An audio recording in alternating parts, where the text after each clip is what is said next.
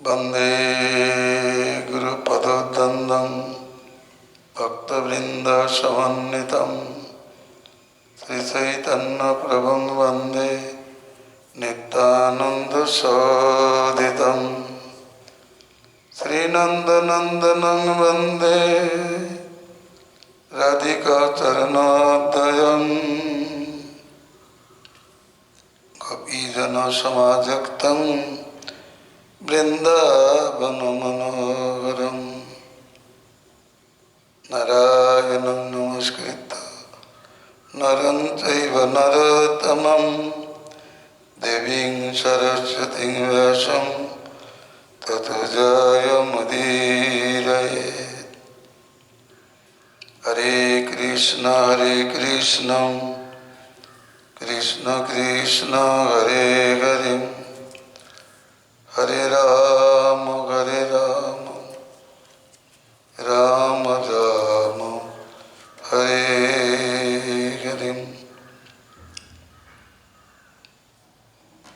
परम जयते श्री कृष्ण संकीर्तनम श्री श्री कृष्ण चैतन्य चंद्र विजयते तमम श्री श्री सिद्धि क्रम दीपिका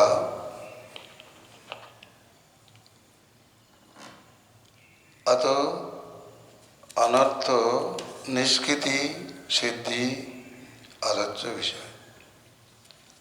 गतकल तत्व विवेक भक्ति विषय आलोचित হয়েছিল। 10 प्रकार तत्त्वेर कथा आलोचित হয়েছিল।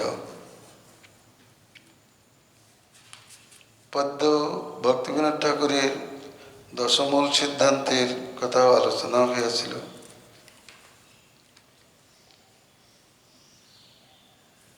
भक्तिर विवेक किभाबे भक्ति कखन उदित হয়, भक्तिर की प्रकार वैशिष्ट्य ता জানিয়েছেন। भक्तिरसामृत सिंधुते भक्तिर 6 प्रकार वैशिष्ट्य गान करेছেন। যে वैशिष्ट्य ज्ञान হলে भक्तिते सहजे प्रवृत्ति হয়ে থাকে। क्लेश मुक्ति, परमार्थ प्राप्ति, शुभोदय, परमानंद प्राप्ति, कृष्ण प्राप्ति सकलई भक्ति हईते सिद्ध হয়। एजন্য भक्ति साधन भूयसी। साधनदेर मध्य भक्ति एकमात्र भूयसी, महीयसी, गरीयसी। भक्तिर मतो अतोष सौजन्य दायनी अन्य कोनो साधन देखिते पाওয়া যায় না, शास्त्रे নাই বলে भगवान विज्ञापन दिয়েছেন। আমি একমাত্র ভক্তি দ্বারাই লাভ্য হই। प्रतिदिन बर्तमान भक्ति जेमन आमाके बशीभूत करे, तपस्यादि आमाके बशीभूत करिते पारे ना। এই সমস্ত কথা দ্বারা আমরা বুঝতে পারি কৃষ্ণ যদি ভজনীয় হয় তাহলে কৃষ্ণ তার প্রাপ্তির উপায় স্বরূপে একমাত্র ভক্তিকেই বলিয়াছেন। অতএব সেই ভক্তি আমাদের একমাত্র অবলম্বনীয়। अत अनर्थ निष्कृतिर विचार केउ केउ बोलें कृष्णई भजनीय,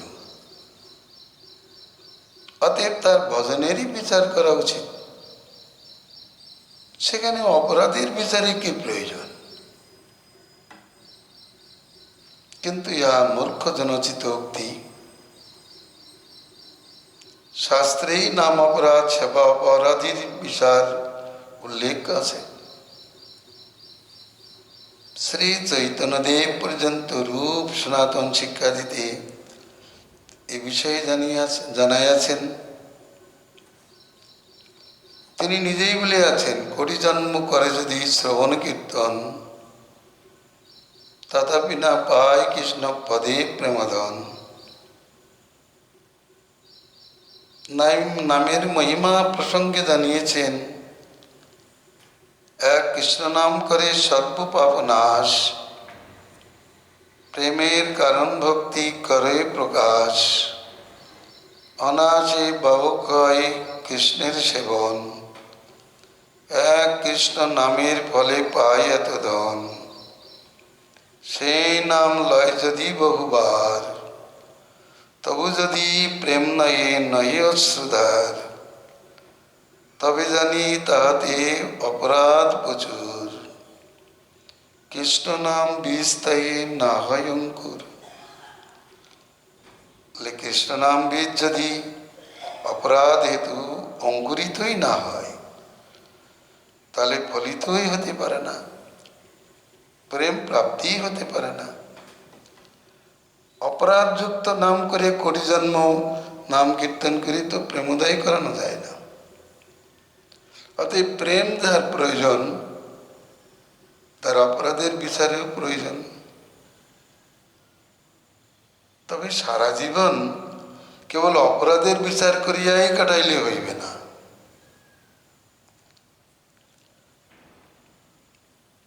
তাতে প্রেম সিদ্ধি হয় না। যেরূপ প্রশ্নপত্র নিয়েই 3 ঘন্টা কাটালে, উত্তর না লিখলে পরীক্ষায় উত্তীর্ণ হওয়া যায় না, তদ্রূপ অপরাধের বিচার করতে করতেই জীবন কাটালেই হবে না। সারা রাত্র ধরে মশারি টাঙাতে টাঙাতেই চলিলে হবে না। সারা রাত ধরে মশারি টাঙাচ্ছে, তাহলে সুখনিদ্রা পাবে কখন? হতে পারে না। এই অপরাধগুলি তো ভজনের বিষয় না, অপরাধ হচ্ছে সাবধানের বিষয়। অতএব অনর্থাদি অবগত হইয়া তা হইতে সাবধান হইয়া ভজনই করতাম। ভজনের সাবধানার্থেই অনর্থাদি অবগতির বিষয়, যা ভজনের বিষয় নাই। কারণ অপরাধযুক্ত নাম কীর্তনে কখনোই প্রেম লভ্য হয় না। সুতরাং নিতাই চাঁদের উপদেশ পালনীয়, অপরাধ শূন্য ইয়া লহ কৃষ্ণ নাম।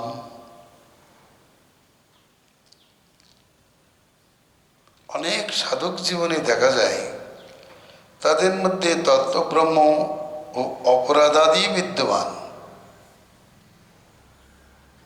তারা অভিমানে উত্তম, কিন্তু আচরণে অধম, অপরাধী। কেউ বা রাগ ভজনের ছলনায় উপশাখা সেবী। তারা সাধনে যত্ন না করিয়া সিদ্ধিতে যত্নবান।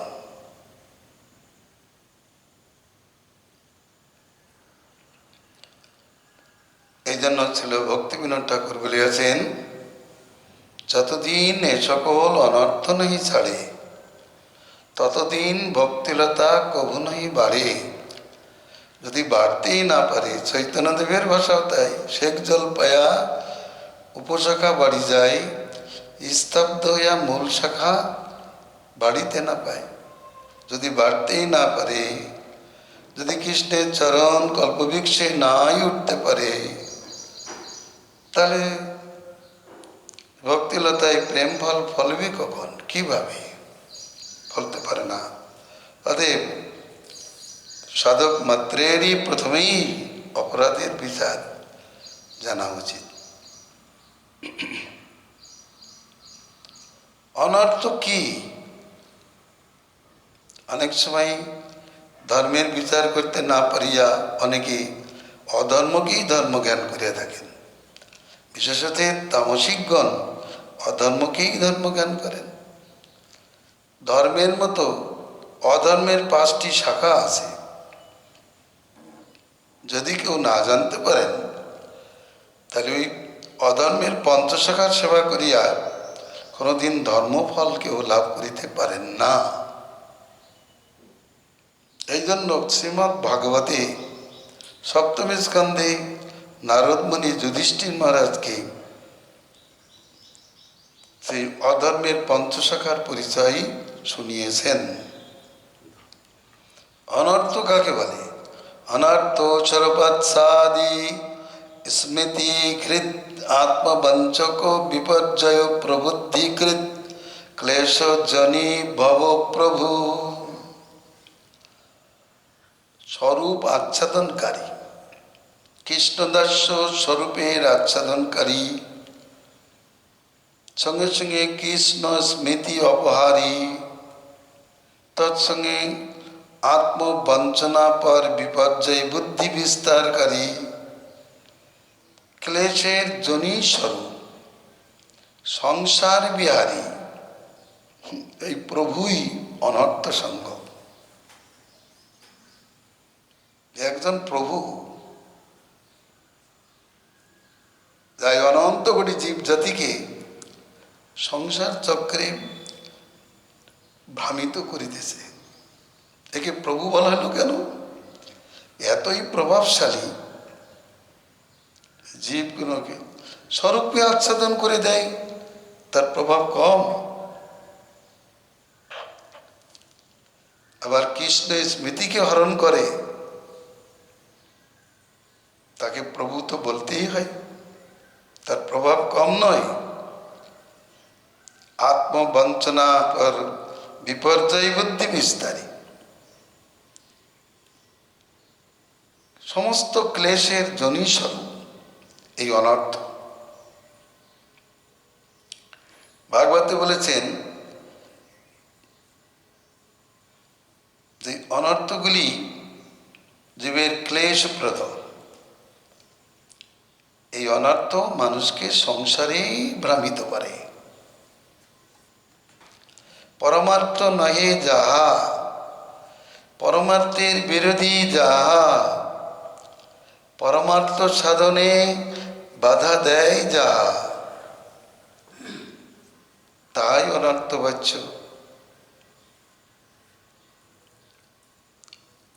শাস্ত্রে অনর্থ বিশ্লেষণ এই প্রকার করেছেন। মায়ামুগ্ধস্য জীবস্য কি অনর্থ চতুর্বিধম হৃদ্দুর্বল্যং চাপরাধ সতৃষ্ণা তত্ত্ববিভ্রমম সতত্ত্বে পরতত্ত্বে চ সদ্যসাধন তত্ত্বয়ং বিরোধী বিষয়ে চৈব তত্ত্বর্বমশ্চতুর্বিধাম ঐক্যেষু শোনা পরত্নিকেষু চৈষনা শুভম ভূতিবঞ্চা মুমুক্ষা চ হসতৃষ্ণাশ্চতুর্বিধাম কৃষ্ণনাম স্বরূপেষু তদীয়োচিৎকণেষু চম গীরাবুধগুণে নিত্যম অপরাধশ্চতুর্বিধাম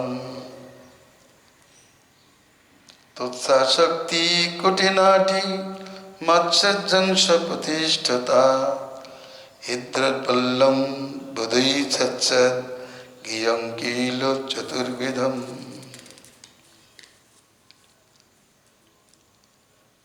স্পষ্টই জানা যাচ্ছে মায়ামগ্ধ জীবের মধ্যে চতুর্বিধ অনর্থ বিদ্যমান। তা হৃদয় দুর্বলতা, অপরাধ, অসতৃষ্ণা, তত্ত্বব্রহ্মময়। তত্ত্বব্রহ্মের 4 প্রকার ভেদ বলেছেন। নিজ তত্ত্বে ব্রহ্ম, পরতত্ত্বে ব্রহ্ম, সাধ্য সাধন তত্ত্বে ব্রহ্ম, আবার বিরোধী বিষয়ে ব্রহ্ম। ইহলৌকিক আর অসতৃষ্ণাও 4 প্রকার। মানুষ তো অসতৃষ্ণা নিয়েই বসগুল, হরিনাম করছে। আজ এত ধর্মের বাড়াবাড়ি, ধর্ম নিয়ে খুবই চলছে, কিন্তু সেখানে অসতৃষ্ণা প্রচুর পরিমাণে বর্তমান। তীর্থ দর্শন,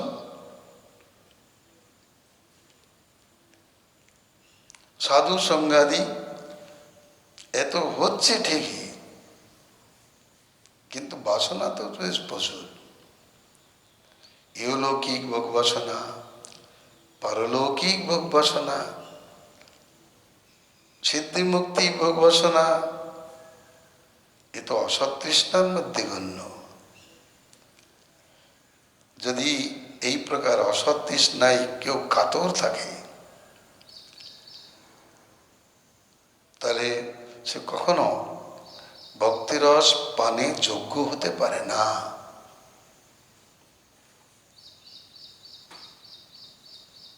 স্বরূপ ধর্মের অনুকূল বাসনাই সৎ, আর স্বরূপের বিরোধী বাসনাই অসৎ বাচ্চ। অতএব এই অসৎ তৃষ্ণায় কাতর যারা, তাদের মন তো সে অসতেই থাকে। তৃষ্ণায় অত্যন্ত কাতর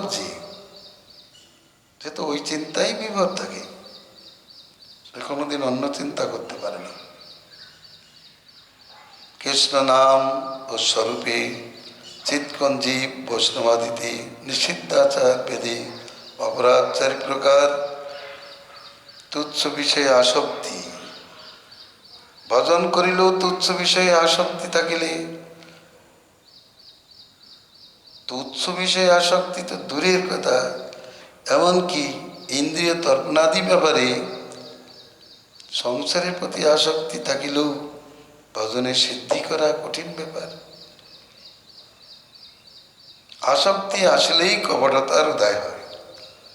কপটতা সিদ্ধ করবার জন্য মাৎসর্যের উদয়। মাৎসর্য থাকিলেই প্রতিষ্ঠাদি হৃদয়কে দুর্বল করে ফেলে। অতএব নিষ্কৃতির পদ্ধতি কি? ভক্তি ক্লেশগ্নি যথাগ্নিষু সমেদাচিত করোত্যধাংসি ভস্মসাৎ তথা মদ্বিষয়া ভক্তি ক্রুদ্ধ বৈনাংসি কৃতিস্নসম।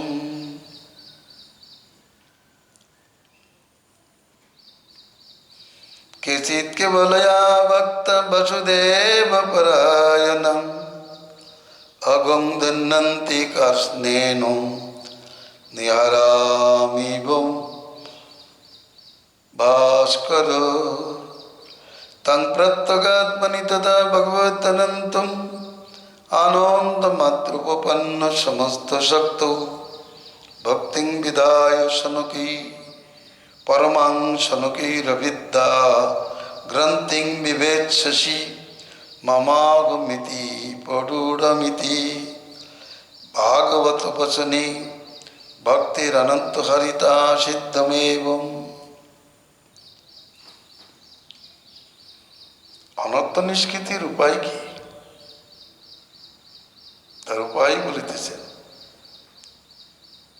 অন্যয় ব্যতিরিক্তভাবে অনর্থ নিষ্কৃতি হয়। অনর্থ থেকে সাবধানতা থেকেও কিছুটা নিষ্কৃতি হয়, আর পরমার্থ বিষয়ে আবেশ হেতু অনর্থ থেকে নিবৃত্তি হয়। আমি কে, আমার স্বরূপ কি, আমার আরাধ্য কে, তার স্বরূপই বা কি, সাধ্যই বা কি, আর সাধনই বা কি, তথা আমাদের বিরোধী ভাবই কি, এই সকল বিষয়ের জ্ঞান নাই যেখানে, সেখানেই তো তত্ত্বব্রহ্মাদি বিদ্যমান।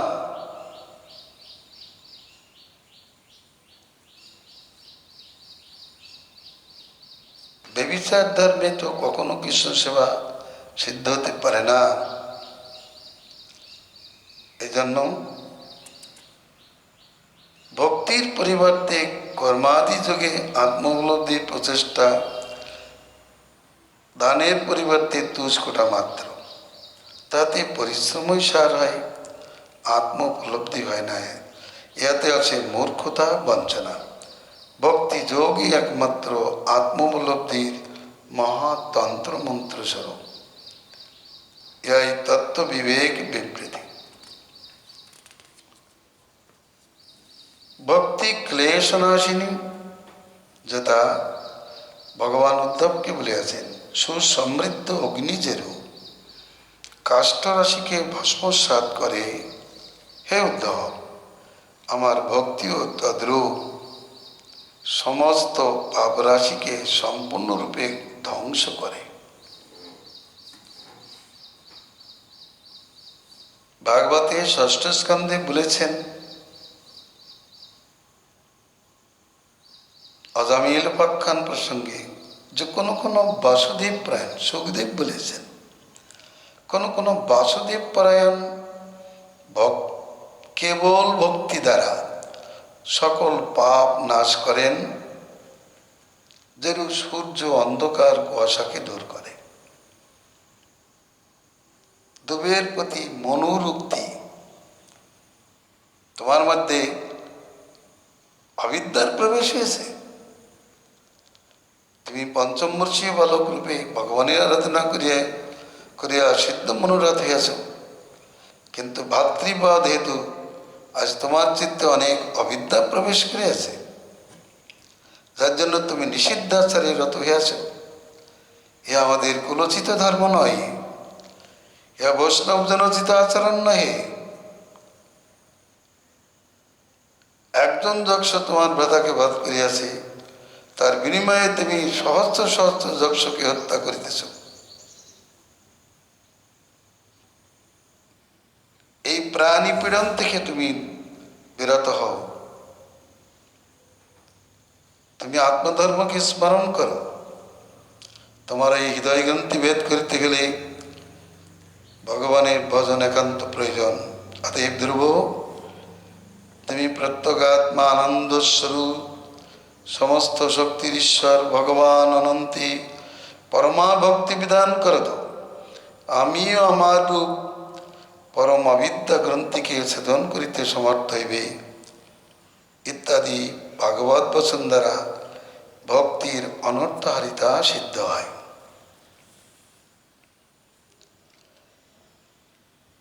সকল অনর্থনাশিনী, সকল স্বার্থপ্রদায়িনী পুরুষার্থ শিরোমণি কৃষ্ণ ভক্তি করিয়সী। রমাকান্ত ভক্তি প্রিয় তদ্রূপ ভক্তিবশ, তিনি ভক্তি প্রাণদের প্রিয়, তার জন্য ভক্তি করিয়সী।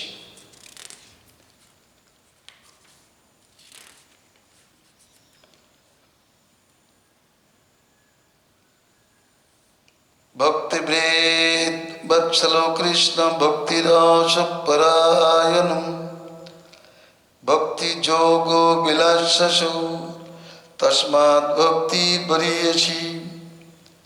ভক্তিরাসোত্তম শ্লোক সন্তোষ সম্প্রসাদিকম, তস্মাৎ ভক্তিরনুষ্ঠেয়স তন্মাধুর্য পিপাসুভিঃ।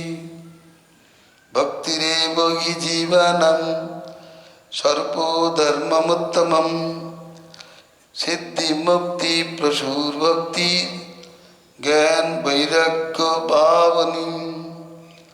চন্দ্রানন্দ নিধির ভক্তি অহৈতুকাপনপায়িনী, নবায়মান মাধুর্য রসাম্বোধি সনাতনী।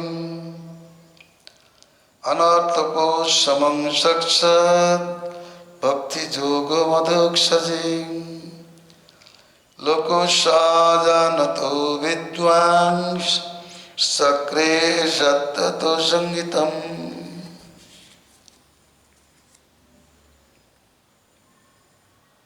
কৃষ্ণ ভক্তবৎসল, ভক্তিপরায়ণ, ভক্তি রসপরায়ণ এবং ভক্তি যোগ বিলাসী, তার জন্য ভক্তি করিয়াছি।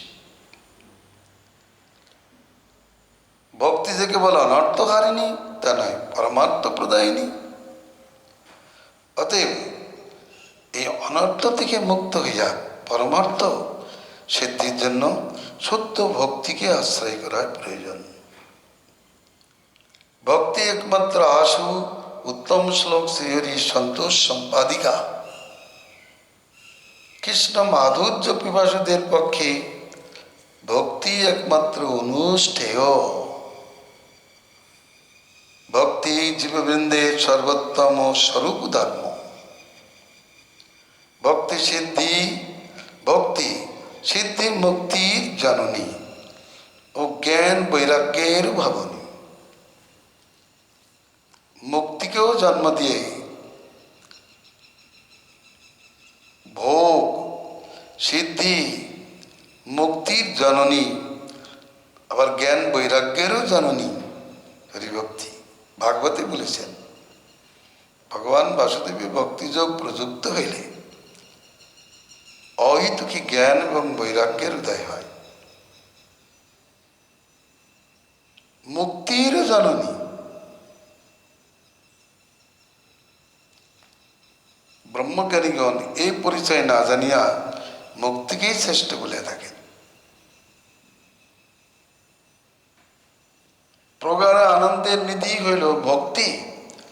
এই ভক্তি অহৈতুকী, অনপায়িনী এবং নবনব মাধুর্য রসের সাগরী সনাতনী স্বরূপা। উপসংহারে বক্তব্য, অদক্ষজ শ্রীহরিতে সাক্ষাৎ ভক্তিযোগ লোকের অনর্থের উপশম করিয়া জানিয়াই বিদ্বান বেদব্যাস শ্রীকৃষ্ণ দ্বৈপায়নমণি ভক্তিযোগময় সাতত সংহিতারু শ্রীমদ্ ভাগবত রচনা করেন। এই চরম বাক্য দ্বারাও অনর্থ নিষ্কৃতির উদ্দেশ পাওয়া যায়। অতএব সিদ্ধান্ত হয় ভক্তি অনর্থ হারিনি। মুখ্যত ভক্তি অনর্থ হারিনি। কখনো কখনো সাধুসঙ্গ হইতেও কিছু অনর্থ নিবৃত্ত হয়, কিন্তু অনর্থের মূল নিবৃত্ত করিতে গেলে ভক্তিযোগ আশ্রয়ে একান্ত প্রয়োজন। কেন? সাধুসঙ্গ হইতে সাবধানতার উদয় হয় বটে, কিন্তু মানুষের মনে আবার কুতূহল জাগে। যেমন দেখা যায়, স্ত্রী সঙ্গের পরিণাম সাধুসঙ্গ হইতে শ্রবণ করেন, সাবধান হয় বটে, কিন্তু আবার তাদের অন্তরে কখনো কখনো স্ত্রী সঙ্গের পিপাসা জাগ্রত হয়। বাইরে প্রকাশিত না হলেও মনে মনেই চলতে থাকে। পরন্তু ভক্তিযোগের উদয় হলে অন্তর থেকে ওই স্ত্রী সঙ্গের স্পৃহাটা পর্যন্ত দূরে সরে যায়। সাধুসঙ্গ হইতে স্ত্রী সঙ্গ থেকে দূরে থাকে, শরীরটা দূরে থাকে, মনটা দূরে অনেক সময় থাকে না। মনটাকে সেই স্ত্রী সঙ্গ থেকে দূরে আনতে গেলে ভজনের প্রয়োজন।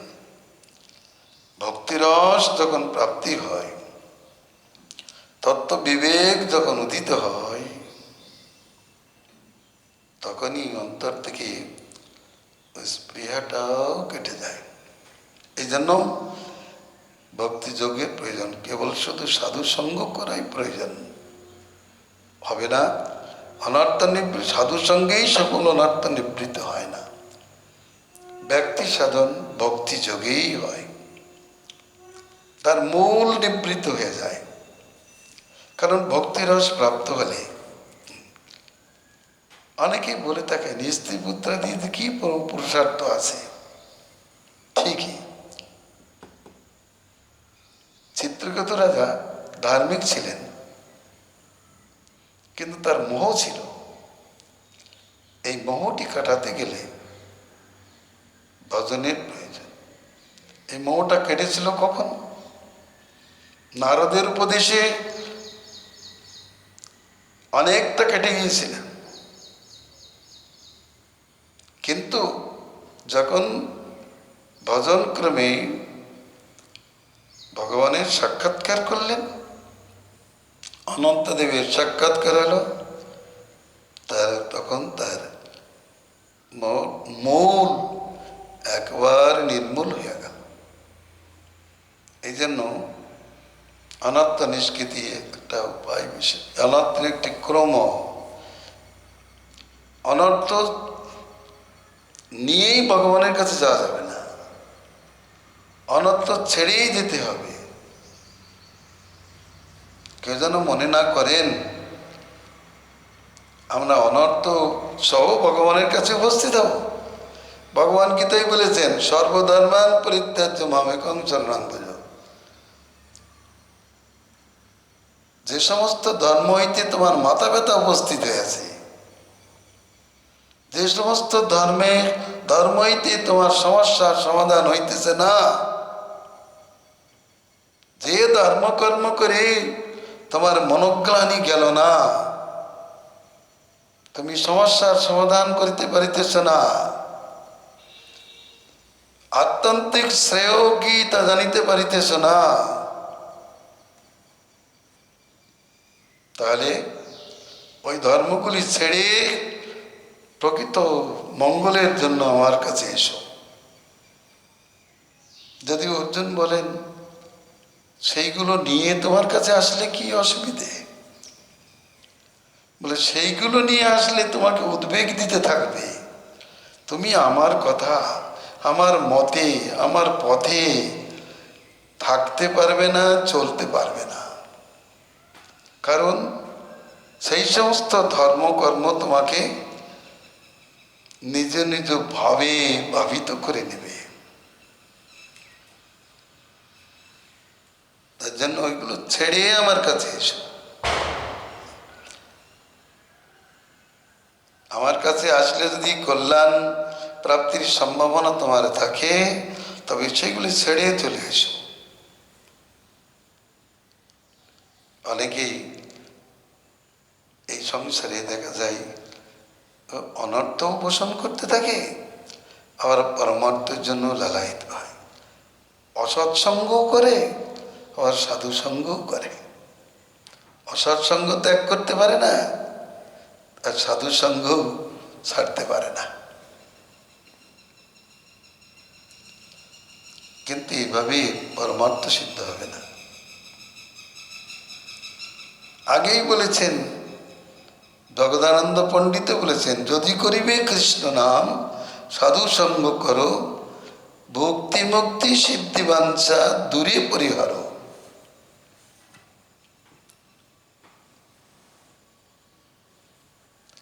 আগেই বললেন এই কথা যে ভক্তি মুক্তি সিদ্ধি বাঞ্ছা দূরে পরিহার।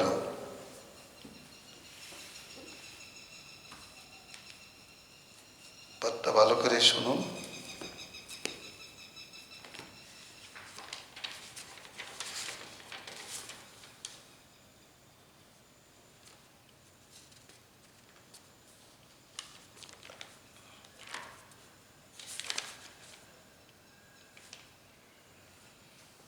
অসাধু সঙ্গে ভাই কৃষ্ণ নাম নাই হয়, নামাক্ষর বাহিরায় নাম কবু নয়, সদাই নাম অপরাধ কবু নামাভাস, এসব জানিবে ভাই কৃষ্ণ ভক্তির বাদ। যদি করিবে কৃষ্ণ নাম সাধু সঙ্গ করো, ভক্তি মুক্তি সিদ্ধি বাঞ্ছা দূরে পরিহর। দশ অপরাধ ত্যাজ মান অপমান, অনাসক্তি বিষয় ভঞ্জ আর লভ কৃষ্ণ নাম। কৃষ্ণ ভক্তির অনুকূল সব করো স্বীকার, কৃষ্ণ ভক্তির প্রতিকূল সব করো পরিহার। জ্ঞান যোগ চেষ্টা ছাড়ো আর কর্মসঙ্গ, মর্কট বৈরাগ্য ত্যাজ জাতি দেহ রঙ্গ। কৃষ্ণ মরে পালে রাখে জানো চিরকাল, আত্মনিবেদন দন্যে ঘুচাও জঞ্জাল। সাধু পাওয়া কষ্ট বড় জীবের জানিয়া, সাধু ভক্ত রূপে কৃষ্ণ আইল নদিয়া। গোরা পদ আশ্রয় কর বুদ্ধিমান, গোরা বৈ সাধু গুরু আছে কে ভায়া। গৌরজন সঙ্গ করো গৌরাঙ্গ বলিয়া, হরে কৃষ্ণ নাম বলো নাচিয়া নাচিয়া। তাহলে নাম ভজনের প্রণালী এরূপ বলিয়াছেন। এই জন্য এই বিষয়গুলো আমাদের জানতে হবে। সাবধানতার সহিত নাম করিলে আমাদের নাম ভজনে অবশ্যই